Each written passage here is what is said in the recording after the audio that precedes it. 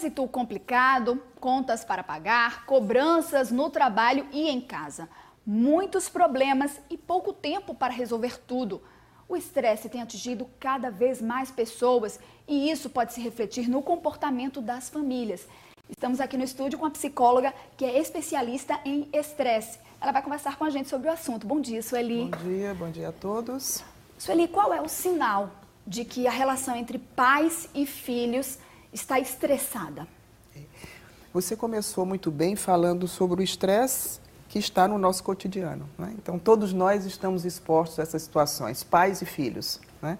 E cada vez mais a gente percebe que no meio familiar isso está mais presente. Então, quando se trabalha com a clínica, você recebe a queixa dos pais, recebe as queixas dos filhos, filhos que são encaminhados por pais que não sabem como tratar das situações e filhos que já estão com dificuldade diante dos estudos, diante da situação de trabalho e não sabem lidar bem com aquela situação. Mas o sinal de que essa relação não vai bem, de que precisa de ajuda, de que o estresse tomou conta dessa relação, qual é o sinal, o primeiro sinal? Pois é, o que fica mais presente, o que tem me chamado mais atenção são as situações de transtornos de ansiedade, que têm chegado com muita frequência no ambiente clínico, né? É o que a pessoa fica ansiosa, não consegue dormir. Não consegue, são várias queixas. E hoje as pessoas já chegam até com diagnóstico, as pessoas têm muito acesso à internet, elas têm sensações que elas se identificam com aquilo que elas escutaram na televisão, com aquilo que elas leram na internet, ou já vem mesmo de uma consulta médica, onde ali ele tem um diagnóstico. Então são diversos transtornos, transtornos de pânico, transtorno de estresse pós-traumático, transtornos fóbicos, obsessivos compulsivos, todos esses têm por trás a ansiedade extrema, excessiva. Bom, a gente vê hoje cada vez jovens, adolescentes com gastrite, com outros problemas de saúde que antigamente eram mais comuns nas pessoas mais velhas. O que está acontecendo?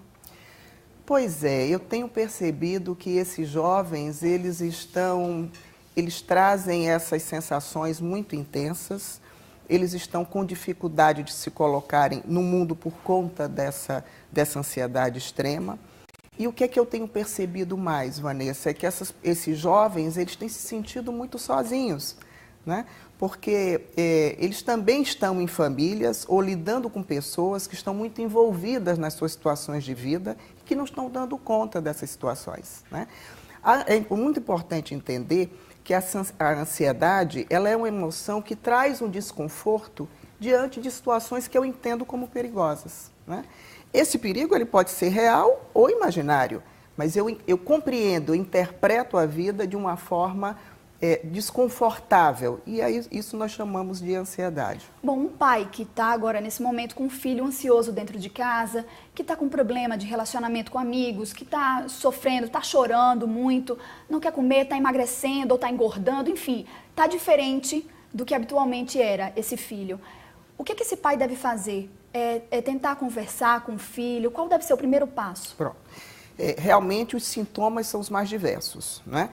Nós estamos aqui entendendo que numa família os pais devem ter uma compreensão mínima do funcionamento de seus filhos, né? Quer dizer, vocês viram o bebezinho que foi se formando ao longo do tempo. Então, é natural que na adolescência, na juventude, entrando na vida adulta, eu comece a perceber que algumas alterações vão se dando, né? E é essa observação que deve servir como um sinal para mim. Fundamental que se estabeleça uma conversa entre essas pessoas. Eu diria que no primeiro momento é muito importante que eu aceite a situação de ansiedade, né?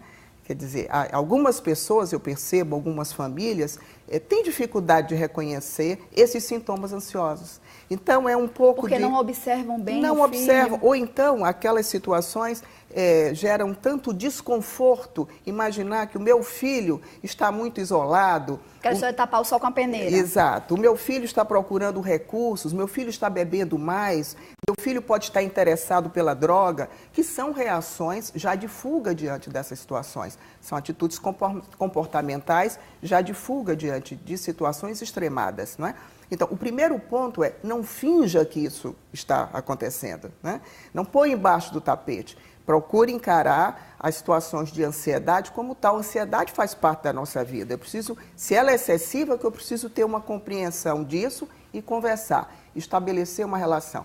Depois, entender que quando há uma situação de ansiedade, seja de pais, seja de filhos, às vezes há uma exigência muito grande da minha parte. Eu própria exijo tanto de mim, demando tanto de mim, que eu torno essa situação de ansiedade muito elevada. Cobrar muito do filho, Cobrar né? muito do filho, cobrar de si próprio acima de tudo. Não que os pais não devam acompanhar, cobrar, estabelecer limites, que isso a gente vê que essa falta de limites muitas vezes está sendo provocador também dessa ansiedade no ambiente familiar.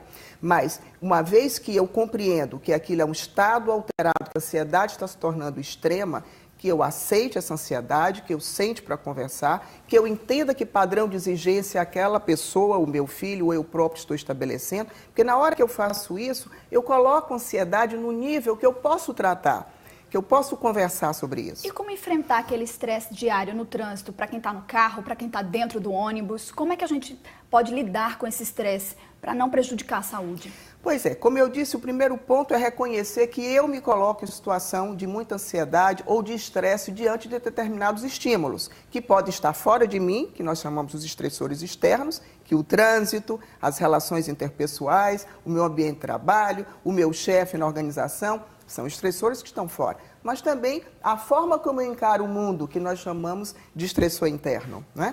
Isso pode estar acontecendo dentro de mim. A forma como eu interpreto, por exemplo, o trânsito congestionado no determinado dia pode representar para uma pessoa um momento onde ela para e reflete sobre a própria vida, onde ela escuta uma música e ela se alinha para um passo seguinte. Para uma pessoa pode ser uma situação extremada, né? Eu não consigo lidar com não fazer nada, eu estou perdendo tempo aqui dentro desse carro. Então, isso começa a procurar ver de uma outra forma. Procurar encarar, né, mudar essa forma de percepção, que isso nos ajuda. Então, eu diria que além de reconhecer essa situação de estresse, você também ter cuidados com você mesmo, né? Você ter cuidados com o seu bem-estar, você buscar situações de relaxamento, ter cuidado com uma alimentação saudável, buscar uma prática física razoável, que são recomendações para lidar com o estresse no dia a dia. Rapidamente, onde é que as pessoas podem buscar atendimento, então, se elas identificaram que estão ansiosas e precisam de ajuda? Olha, hoje nós contamos com um apoio muito claro da Prefeitura, através das suas unidades de cuidados integrais, né? Eles oferecem um trabalho tá aberto ao público para a prevenção desse estresse. Também temos os CAPs, que já tratam o estresse de uma forma como um transtorno já estabelecido, né? Temos as universidades que abrem as suas clínicas num preço muito acessível para que pessoas possam ser atendidas e possam ser orientadas. Sueli Mendonça, psicóloga, especialista em estresse, muito obrigada pela sua participação aqui no Bom Dia Pernambuco. Tá, o prazer foi meu e agradeço pela oportunidade de falar um pouco sobre estresse e trazer essa consciência às pessoas, porque isso já é um problema de saúde pública, reconhecido e precisamos cuidar disso. Não podemos fingir que ele não acontece. Bom dia. Obrigada.